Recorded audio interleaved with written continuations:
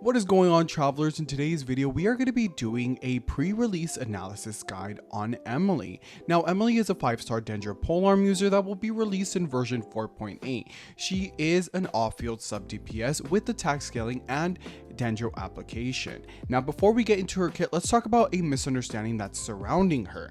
Many believe she's going to be like Nilou, in which how Nilou buffs Bloom by transforming it to bountiful blooms, and many people believe that Emilie will amplify burning, and she does not.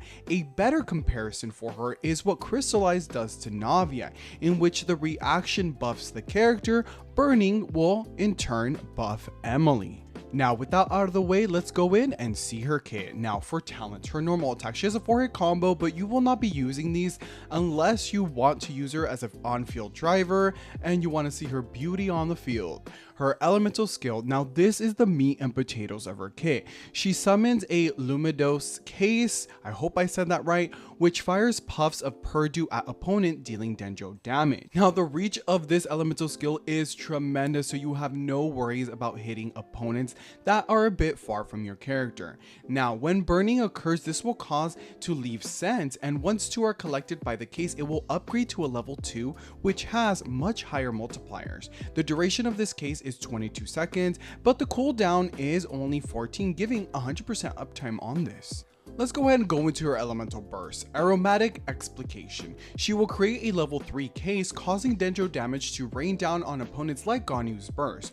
Once the duration ends, a Lumidos case level 1 will be left on the field. However, if you already had a level 2 before the activation of her burst, this new one will now become level 2 as well, and only one case can be deployed at this time. The level case has a duration of 2.8 seconds and a cooldown is 13.5 seconds. Energy recharge is at a low cost at 50. So in a kind of way, she's kind of like a Dendro official, but being able to attack a lot of enemies, has much higher multipliers, and also has 100% uptime, and it can also be redeployed using her burst. Alright, so let's go over Emilie's passives. For her first passage, each time the Lumidos case collects 2 scents, the level 2 Lumidos case will consume these scents and release Cleared Cologne that deals AoE Dendro damage equal to 600% of Emilie's attack to opponents. This damage isn't considered elemental skill damage, but 600% is a lot of damage. For her next passive, when a Lumidos case created by Emilie is on the field, all party members will gain 85% pyro resistance against burning, so you don't kill yourself.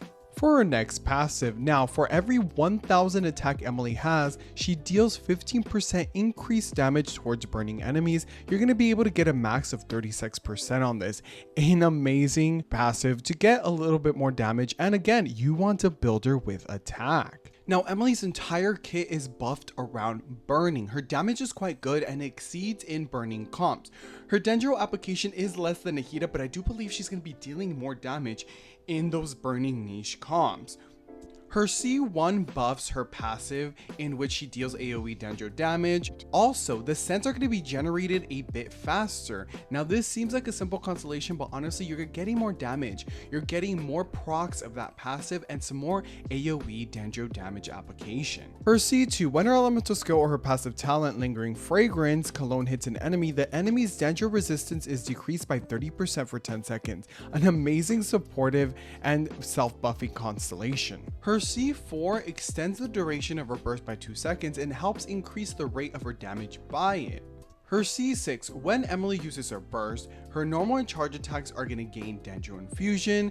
When you do use them, it will generate 1 cent, and her normal and charge attack that will be increased by 300% of her Emilie's attack. An amazing main DPS.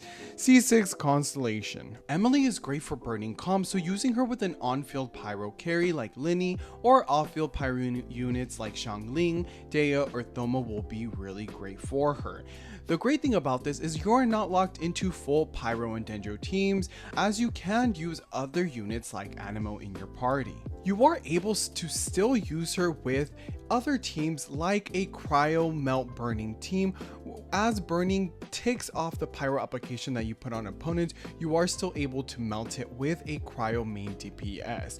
Having a kind of hybrid team comp like that will still work, like Risley, Emilie, maybe Xiangling, and even Thoma would be great. Now I know Emily's a Dendro unit and most of them go with EM, but she is attack scaling. So for her Sans, go ahead and use attack percentage.